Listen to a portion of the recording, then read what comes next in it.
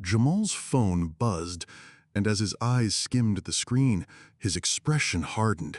He stepped closer, voice low. "They know about us, Ella, and they're already here." Across the street, a black SUV eased to a stop, its engine idling like it was waiting. The lobby of the Stone Mount Ridge Hotel had the kind of quiet that cost money. Velvet armchairs circled a low marble table set with crystal water carafes. Gold-trimmed sconces burned warm against paneled walls, and the air hummed with the polite hush of people who never had to raise their voices to be heard. Ella Cartwright stood at the front desk, posture perfect, a sleek suitcase at her heel. With one manicured finger, she tapped her phone screen and brought up the email she'd checked 3 times on the ride over. "Cartwright, Ella," she said, sliding the screen toward the clerk without bothering to hide her impatience. "One King Deluxe Suite, paid in full." The man beside her didn't crowd her space. He stood just off her shoulder in a black tactical jacket, jeans, and the patient stillness of someone used to waiting. His face was composed, not aloof, simply unreadable. "Rivers, Jamal," he said, when the clerk looked up. "Same room, same confirmation code." Behind the desk, Trevor Lang, blazer too tight across the shoulders, smiled tighter, scanned his screen. "I'm terribly sorry," he began, the apology worn smooth by repetition. "There appears to have been a system glitch. You both have identical reservations."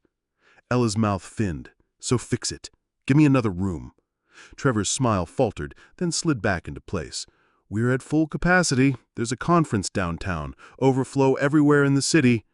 He glanced between them like a referee hoping the clock would run out.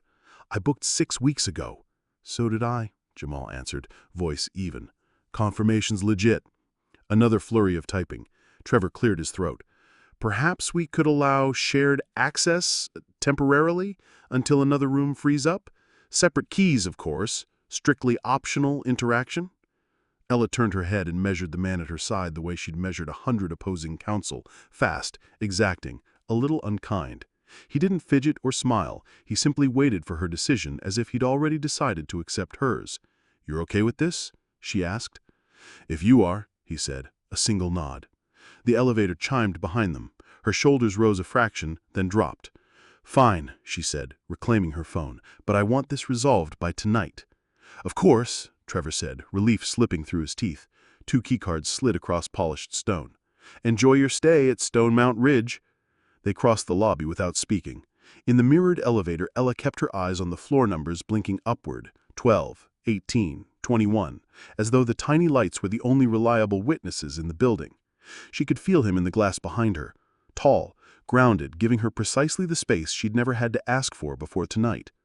The room, when the door beeped open, was immaculate. Sleek hardwood, a wall of glass overlooking downtown Denver, and a single king bed dressed in white like a dare. Ella rolled the suitcase in, stopped, and let the word obvious flash across her face before she said it. "Looks like one bed," Jamal said. "Obviously." She crossed to the closet, slid it open, and talked to the hangers. "There's a couch. You can take it." He glanced at the narrow love seat pressed to the window and lifted one eyebrow. "You wouldn't last 5 minutes on that thing. Neither will I." She turned, arms folding, a shield and an argument all at once. "Then what do you suggest?" "You take the bed." No hesitation. "I'll stay up. I've done worse in tighter quarters." The question leapt out before she could stop it. "You're ex-military?" "Army Ranger." No flourish, no chest beating. A fact placed quietly between them. He walked to the window and looked down at the city spreading like circuitry. Buildings, arteries of traffic, the distant pulse of a skyline that pretended not to notice anyone. He said, "I'll keep watch." She let out a breath with a curl of disbelief. "Keep watch?" "Figure you're uncomfortable," he said. "Maybe you sleep better knowing someone's got your back." Something in her, pride, habit, the reflex to outpace any vulnerability pushed against the offer. "I don't need protection," she said, and heard the defense clang.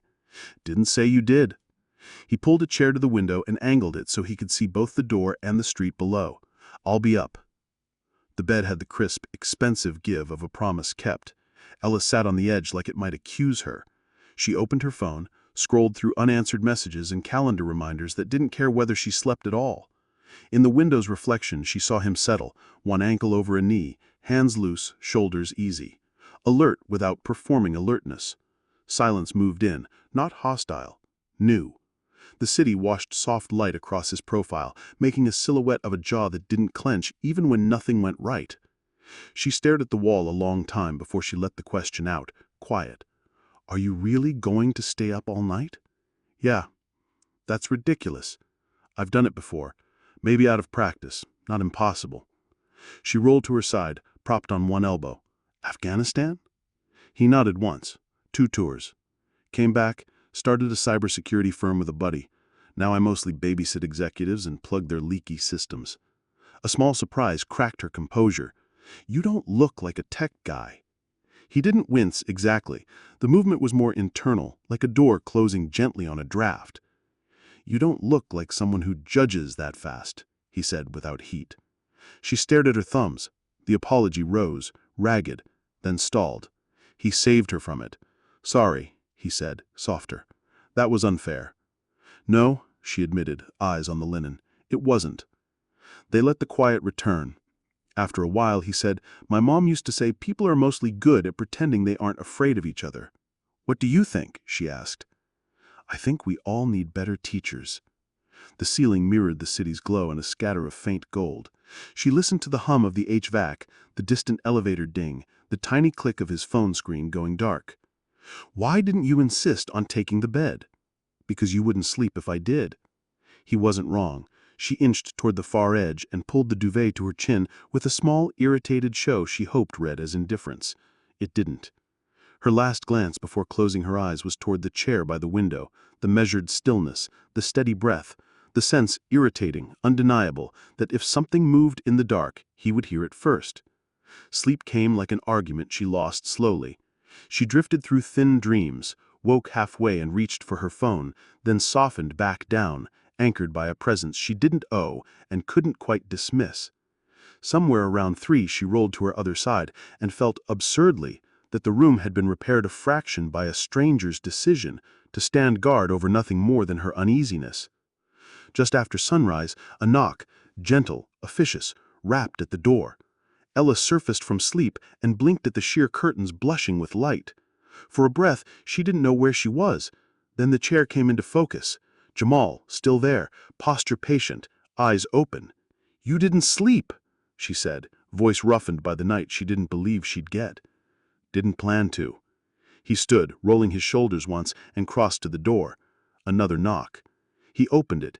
A junior staffer with a clipboard and apologetic eyebrows stood in the hall. Good morning, he said. We just wanted to update you. No cancellations overnight. We're still fully booked. Ella pushed up on her elbows, robe slipping off one shoulder, that thin electric line of outrage sparking awake. So you're telling me this is still the only option? She asked carefully and sharp. I'm afraid so, the staffer said, eyes pinging between them. We'll keep checking. Jamal nodded and closed the door with the quiet of someone who had learned how not to slam them. He turned back to her. Guess it's round 2. She swung her legs off the bed and stood, gathering all the edges she'd let soften in the dark. This is ridiculous, she said, heat pushing through the measured cadence she used to keep rooms in line. I made this reservation weeks ago. I have a panel to prep for, and I can't even get 5 hours of sleep without wondering if my room is going to be handed to someone else. He watched her, a faint narrowing at the eyes, as if tracking something layered beneath the complaint. Is that what you think happened? He asked. She brushed past him toward the bathroom. I don't know what happened. I know I'm tired, and this isn't what I paid for. The air shifted, thicker, complicated. He reached for his bag. I'll give you space. Don't bother, she snapped, then winced at the sound of herself. I'm late anyway. He paused at the threshold, one hand on the strap. If it's worth it, he said, voice clear of pride or injury, I hope your panel goes well. She didn't answer. He left. The lock clicked. The room went still. Ella stood alone in the quiet glare of morning and let her eyes fall to the bed. The cotton still held the shape of where she'd slept, more deeply than she had in months. The chair by the window sat empty now, a sentinel relieved. Something in her chest tugged sideways, guilt, or the recognition that the easy story she'd told herself about last night hadn't survived daylight. She exhaled long and slow and stared at the door he'd just closed. Round 2, she thought, then picked up her phone. The conference ballroom smelled faintly of pressed wool, burnt coffee, and ambition. Conversations clattered like silverware, half laughs and quick handshakes darting between the tables. Ella sat near the back of a breakout session, laptop open, pretending to edit her presentation slides, while the morning's networking frenzy wound down. Her mind was still in the hotel room. She'd left in a hurry after Jamal's quiet, "I hope your panel goes well," and though she'd meant to bury herself in her work, the image of him still seated in that chair, watchful, patient, had followed her like a shadow. She was halfway through rereading her opening talking points when the moderator stepped to the podium. "Next, we have Jamal Rivers, CEO of FortiGate Cyber Defense." Ella's head snapped up. The man who had sat in the corner of her hotel room all night was now striding onto the stage like he'd been born under a spotlight. His fitted charcoal blazer moved easily over broad shoulders, the open collar of his crisp white shirt giving him just enough defiance against the stiff formality of the crowd. He didn't smile for effect, didn't wave to charm anyone. He simply took the mic, centered himself, and began. "We secure data, not headlines, but sometimes being invisible costs more than being seen." Ella leaned forward without realizing it. He spoke without slides, without the frantic buzz of someone selling themselves. His stories were clean, brutal in their precision. Breaches that had cost millions, how they could have been prevented, and what companies refused to learn until it was too late. He didn't soften his words for comfort, didn't load them with fluff. In 10 minutes, he'd given more substance than most of the morning speakers combined. Then, from the third row, a hand lifted. David Gentry. Ella knew the type. CEO of a major sponsor firm, teeth so white they might have been a marketing budget line item. He leaned into his question with a smirk. "So, Jamal, when you're pitching to Fortune 500 clients, do you find that image matters more than credentials?" The way he said image wasn't subtle. Neither was the soft ripple of laughter it drew from a few in the audience. Ella's stomach knotted. She watched Jamal pause, not in discomfort, but in calculation. "I find performance matters more than comfort zones. My clients aren't trying to feel good. They're trying not to get hacked." Some clapped, others shifted in their seats. David Gentry's smirk didn't fade. He was winding up for another line when Ella stood. The movement caught the room's attention instantly. "Mr. Rivers just gave more technical and ethical clarity in 10 minutes than this room has offered all morning." Her voice carried without a microphone. "If image is your metric, maybe you're in the wrong industry." Gasps. A few heads swiveled between her and Gentry, hungry for the collision. Gentry's mouth opened, then closed. The moderator cleared his throat. Let's move on." But the damage to Gentry's smirk was done. Jamal's eyes found hers at the back of the room. He didn't smile. He didn't nod, but something passed there. Recognition, pure and unembellished. When the session ended, people surged toward the stage to ask Jamal questions. Ella slipped out through a side aisle, but not before she saw him making his way toward her. He passed close enough that their shoulders almost touched. No words, just that same quiet acknowledgement. This time, sharper, weighted. She wasn't sure if it was gratitude, surprise, or something else entirely. When she returned to the hotel, the sun was beginning to slope low, pouring gold through the floor-to-ceiling windows of their room. She unlocked the door slowly, unsure of what she'd find. Jamal was seated on the edge of the couch, scrolling his phone. His duffel bags were still at the door. He looked up at her, face neutral. "Didn't expect you to come back," he said. "I set my laptop bag on the desk," she said. "Didn't expect to speak up for you either, but here we are." A faint smile tugged at one corner of his mouth. "You didn't have to, but I'm glad you did." She kicked off her heels and walked to the minibar. "I was out of the line this morning." "I know." Her head whipped toward him. "You're not going to let me off the hook?" "Nope." She stared at him for a long beat before cracking a tired smile. "Fair?" He leaned back, one arm resting on the couch. "The truth is, I didn't sleep because I didn't trust the hotel. But after a while, I realized I wasn't sure I trusted you either." "Yeah," she said softly. "I got that." They sat in the thick quiet of honesty, Him in his corner of the couch, her at the minibar peeling the label from a bottle of water she hadn't opened. It wasn't comfortable, but it wasn't hostile either. Something about it felt like a truce, drawn without fanfare. "You could have let Gentry humiliate me," Jamal said finally. "Would have been easier." Ella tilted her head, meeting his gaze. "Would have been wrong." Outside, the city was a low, constant hum. Inside, something between them shifted, small, but irreversible. "You want the bed again?" he asked. "Only if you'll let yourself sleep this time." He gave a one-shouldered shrug. "We'll see. You hungry?" she asked. He blinked, then nodded. "Yeah. Let's order something," she said, her voice gentler now. "I don't think either of us should be alone tonight." He didn't argue. They sat side by side, scrolling the menu, their knees brushing just enough to notice. An hour later, the room smelled of sesame and ginger. 2 half-eaten takeout boxes sat on the nightstand. They'd migrated to the floor beside the bed, leaning back against it, cross-legged, plates balanced in their laps. "I used to think success would fix everything," Ella said, chopsticks idle in her hand. "I climbed the ladder, memorized the rules, thought if I played it right, I'd finally be respected. But it's never enough." Jamal peeled the label from his water bottle. "Because the rules weren't written for you. Not really." She let out a breathy laugh. "And here I thought you were the one people underestimated." He gave her a sidelong glance. "I got used to it. People assuming I was security, asking if I was in the wrong room. You stop being surprised after a while, but it still stings." "Yeah," she said quietly, "but you learn where to store the pain so it doesn't show." He studied her for a long moment. "You saw it on my face this morning, before you said anything, what you felt about me. I knew it had shifted." Ella set her food aside. "I'm sorry for how I treated you that first night." "I know." The quiet that followed wasn't heavy. It was settled.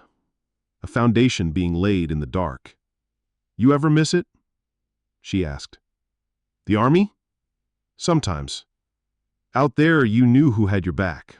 Here, everyone smiles, but no one means it." She turned toward him, their faces closer than she realized. The air between them thickened with something neither wanted to break too soon. "You stayed up all night for a woman who treated you like a mistake." He stayed up for someone who didn't know better yet. He corrected, gentle but firm. Her eyes didn't leave his. No masks, no posturing, just the slow recognition of what had already begun to shift between them. They didn't kiss, not yet.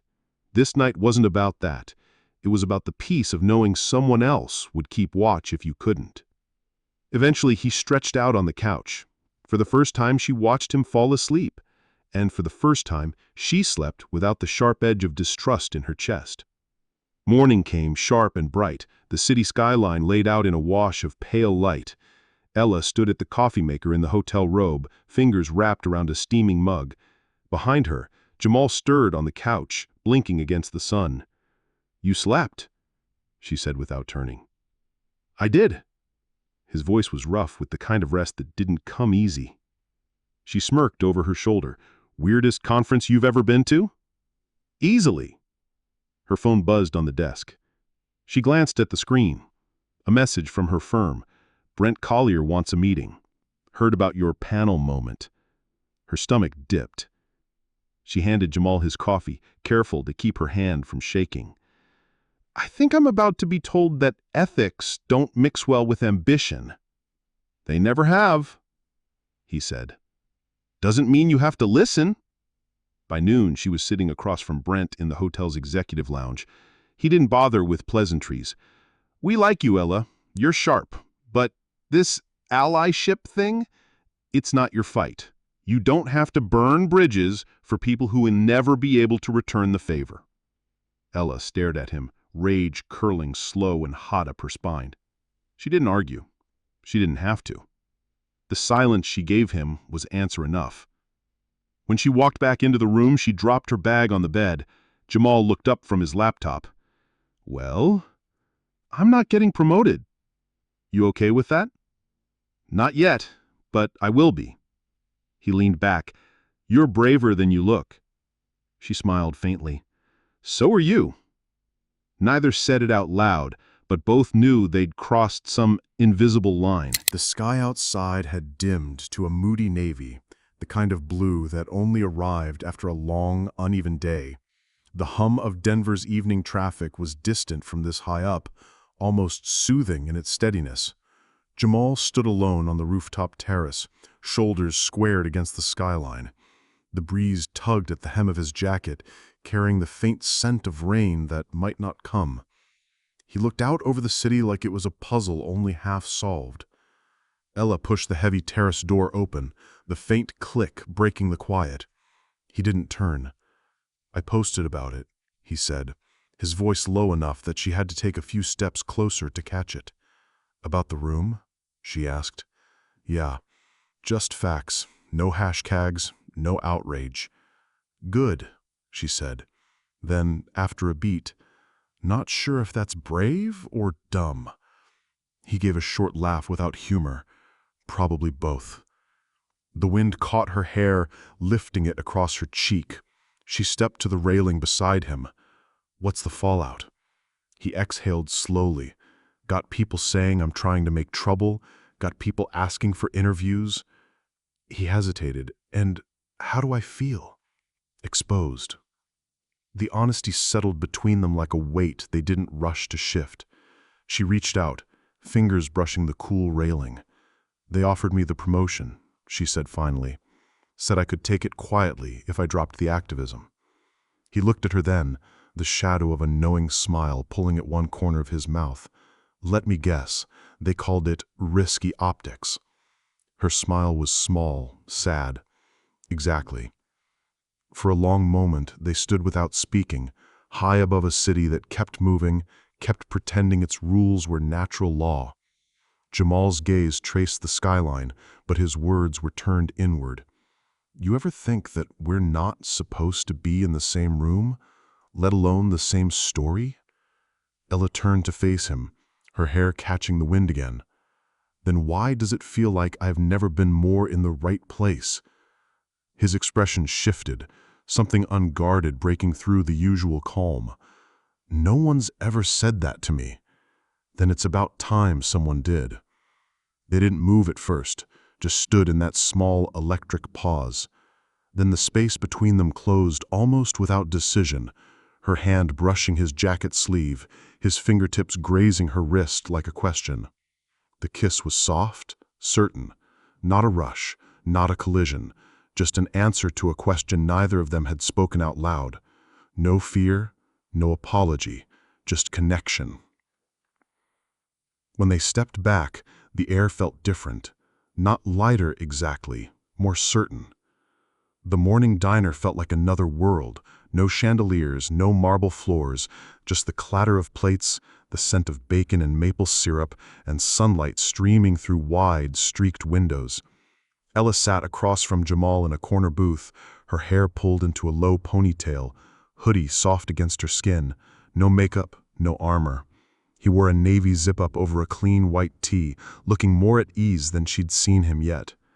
Sandra, the waitress, poured coffee into their mugs. "Y'all ready to order?" she asked with a grin. Jamal smiled. "Yeah, pancakes, extra butter." "Eggs scrambled," Ella added. "Please." Sandra nodded and left without commentary, without assumption, just kindness. Ella glanced around the small diner. 2 booths over, an elderly black couple shared toast and a quiet laugh. At the counter, a white man in a mechanic's uniform ate alone, head bent over his plate. Nobody stared, nobody whispered. "I used to think places like this didn't exist anymore," she said. "They exist," Jamal replied, stirring his coffee. "We just don't always believe we belong in them." She studied him for a moment. The way he carried himself, even in rest, with quiet strength.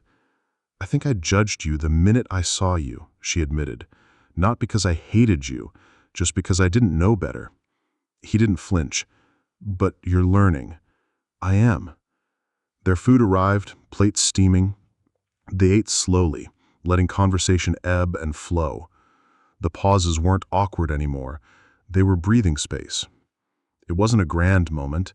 It was a small breakfast in a place where they could simply be two people without anyone deciding what that meant. The hotel lobby looked different when they returned, though nothing had changed. The velvet armchairs were still in their perfect arcs, the gold sconces still burning steadily. But the air between them was lighter now, threaded with something they didn't need to name.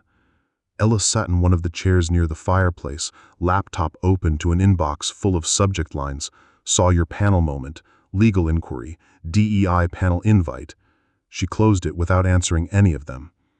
Across the lobby, Jamal leaned against the front desk, phone at his ear. His voice carried just enough for her to hear. You serious? Yeah, we can handle that contract. No, we won't white label. 40gate takes full credit. A pause. Appreciate you saying that, man. Really. When he hung up, she walked over. More good news? He smiled slow and almost reluctantly. Let's just say speaking up had ripple effects. We just doubled our client base. I got an offer too, she said. Different firm, better culture. Told him I only sign if I help build the next generation of voices, not drown them. His eyes warmed. Sounds like you found your lane. She shrugged. Maybe I finally stopped running from it. They walked together toward the seating area where, just 2 days ago, they'd been strangers forced into uneasy proximity. Carla, the desk clerk, passed by and gave them both a small nod. Jamal nodded back. Funny, Ella said. A double booking felt like the worst thing that could have happened. He raised an eyebrow. Still might be. She bumped his shoulder lightly. You're impossible. I'm patient. Ask my war buddies. They sat, knees touching just slightly. They didn't speak for a while, but the stillness was full, not empty. When the car arrived the next morning, its hazard lights blinking against the glass facade of the hotel, Ella stood beside her suitcase, hands tucked in her coat pockets. Jamal was a few steps back, duffel slung over one shoulder, his gaze steady but unreadable. They hadn't talked much since breakfast, not because there was nothing to say, but because nothing they could say would make the goodbye any easier. Well, Ella said, adjusting her laptop bag, this has been something else. Definitely not your average hotel stay, he said with a faint smile. She laughed lightly, but it faded quickly. I meant what I said, about choosing better, about walking forward, not backward. I know, and I meant it when I said you didn't need saving. Her eyes searched his. That first night, you said you'd stay up, keep me safe. He stepped closer, not looming, just closing the distance. And I did. You did more than that. You didn't just protect me, you made me look at myself. He nodded, and for the first time his expression cracked enough to show what he was feeling. I didn't expect any of this. Neither did I. The driver honked once. Ella turned toward the car, then paused. So, what happens now? Jamal looked down briefly, then met her eyes again. I don't know, but I'm not going anywhere just yet. She reached for his hand, tentative at first, then fully. He didn't let go until she slid into the car. As it pulled away, she turned to look back. He was still standing there, hands at his sides, not guarding the room anymore, guarding something else entirely. Whatever came next, they'd already crossed the threshold. 2 days after Denver, Ella sat in her apartment, the city's muted skyline framed by her floor-to-ceiling windows. The suitcase she'd barely unpacked leaned against the wall, as if ready to leave again. Her inbox was a battlefield, half congratulations from strangers who'd seen the panel clip, half carefully worded warnings from people she knew too well. She clicked one open, from a partner at her old firm. You've always been a fighter, Ella, but don't mistake moments for movements. This industry has a long memory. She closed it without replying. Her phone buzzed. Jamal Rivers. She hesitated before answering. Hey, you sound like someone reading bad news, he said. I am, and some of it's not even pretending to be good. You regret it? She stared at the reflection of herself in the dark window, hair tied back, eyes sharper than she remembered. Not yet. Ask me after my new firm makes good on all those promises." "I will," he said. And then, after a pause, "You free tomorrow?" "Depends." "Why?" "Because I'll be in your city." The next afternoon, the small cafe in Midtown buzzed with the low roar of conversation.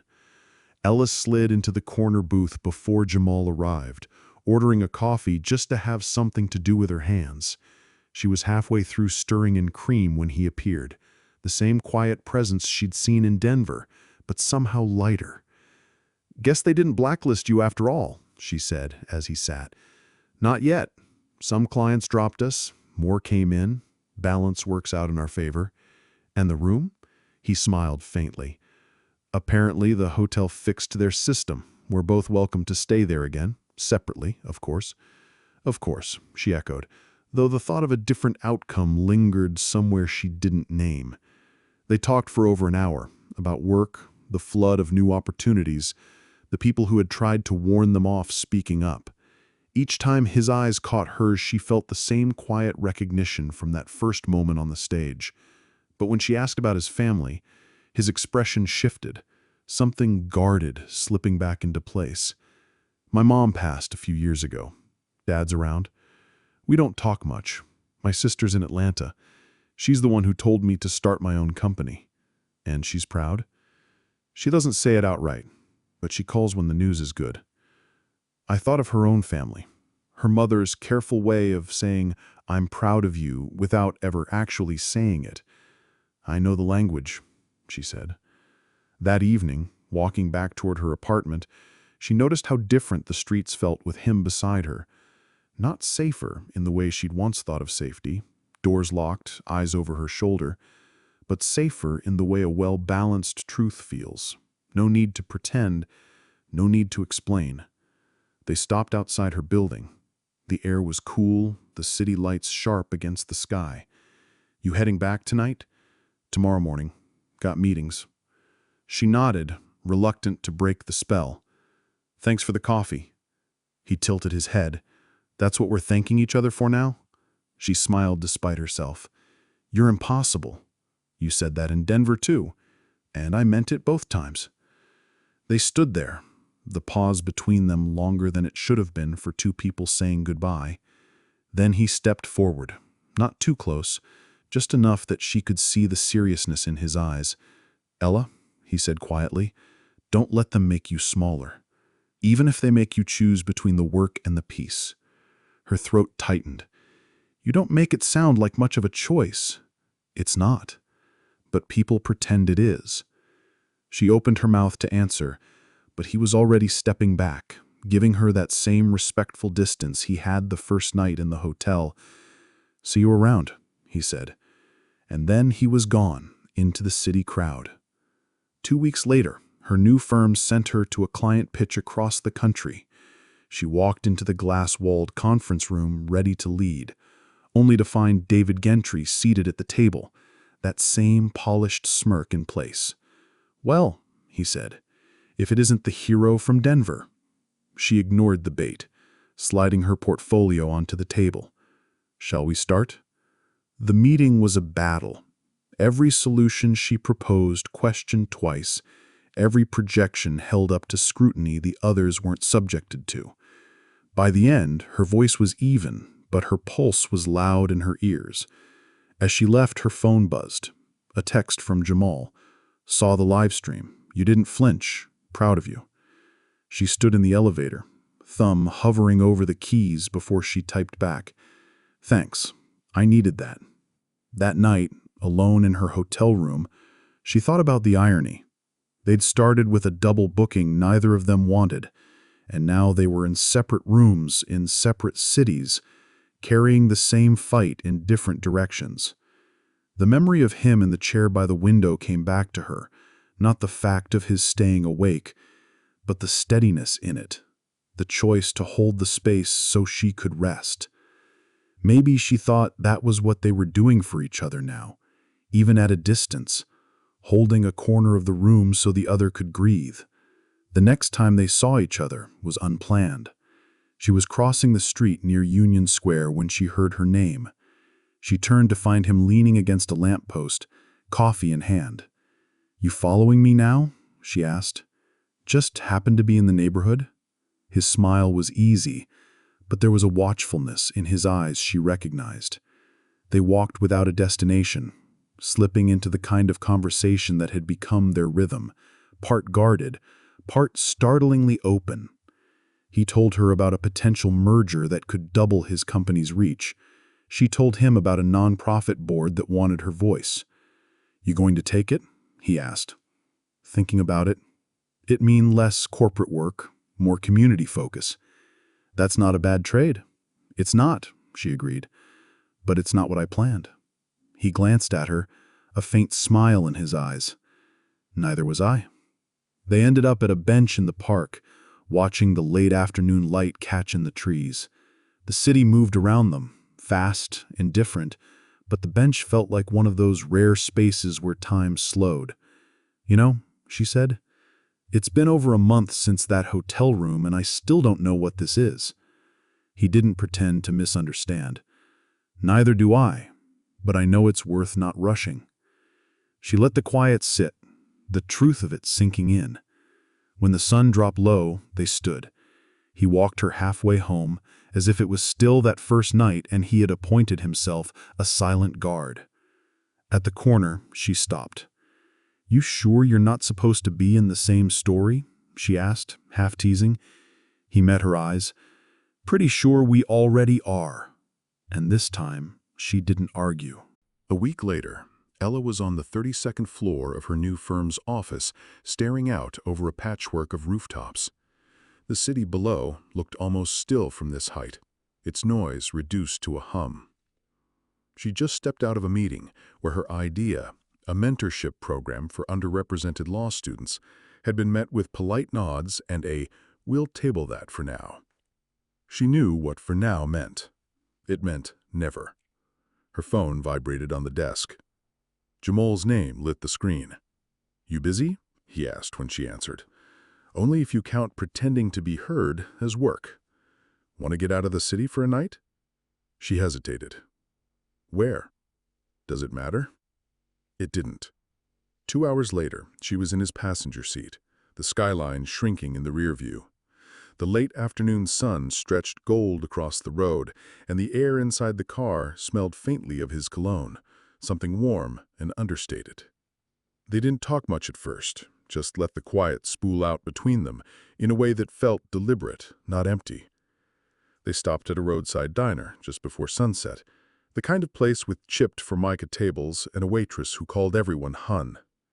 Over burgers and coffee, they traded small stories, hers about an impossible client, his about a security breach so absurd it would have been funny if it hadn't cost millions. "You're different when you're out of the city," she said. "So are you," he replied. By nightfall, they checked into a small inn on the edge of a lake. The air was cooler here, carrying the scent of pine. The room was nothing like Stonemount Ridge, plain walls, no marble, 2 beds with faded quilts. Ella tossed her bag onto one. "No double booking this time," she said lightly. "Kind of takes the thrill out of it," he replied, and she couldn't tell if he was joking. They walked down to the dock, the boards creaking under their weight. The lake was black glass under a sky crowded with stars. "You ever think about quitting?" she asked. "Sometimes," he admitted. "Then I remember what happens when people like us leave the room." "Someone else decides the rules," she said. "Exactly." They stood in silence, the water lapping quietly against the posts. She thought about the first night they'd met, how he'd chosen to stay awake so she could sleep. It seemed like a lifetime ago, but the feeling of being watched over without being controlled was still there. "You know," she said softly, "I think you've been in my head since that night." He didn't look at her. "Good or bad?" "Depends on the day," she smiled faintly. "Mostly good." Back in the room, they lingered between their beds, the conversation drifting into the late hours. She asked about Afghanistan, and this time he answered in longer sentences, about the clarity of knowing exactly who was on your side, and the weight of realizing that certainty didn't exist in the civilian world. She told him about the first time she'd been told she wasn't a culture fit, how she'd smiled through the meeting and cried in her car. They didn't move closer, but the air between them seemed to draw tighter, as if the space itself was listening. Eventually, she stood. "Good night, Jamal." He nodded. "Good night, Ella." In the morning, fog rolled low over the lake, blurring the line between water and sky. They walked the shore with coffee in hand, boots crunching over damp sand. She felt lighter than she had in weeks, though nothing in her life had gotten easier. At one point, she stopped, looking out at the water. "I think I'm done waiting for permission." His gaze was steady on her. "Good, because no one's going to give it to you." They stood there for a long moment, the quiet not just comfortable, but necessary. Then he reached out, and this time there was no hesitation. Their hands fit together like they'd been working toward it without realizing it. Back in the city, life resumed its pace. Ella pushed harder at her firm, knowing full well the resistance she'd face.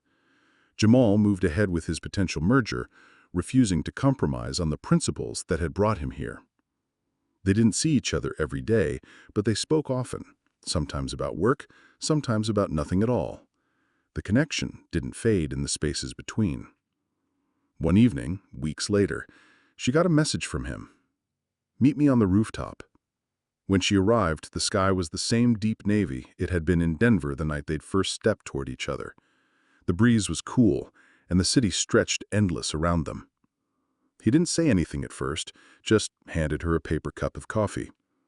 They stood side by side, looking out. "I was thinking," he said finally, "about how all of this started. A double booking. A glitch." "Worst thing that could have happened," she said. "Or the best," he countered. She turned toward him. "You think we're supposed to be in the same story?" "I think we already are." And this time, she didn't just agree. She stepped closer, closing the space between them completely. The kiss wasn't rushed. It was steady, sure, like everything they'd learned about each other had led here. When they pulled back, the city was still moving, but the rooftop felt like its own world. Later, as they left the building together, she realized something. Whatever came next, separate cities, separate battles, they'd already changed each other in ways that couldn't be undone. They had crossed the line from strangers forced to share a room to something that felt like a choice. And neither of them was looking for a way back.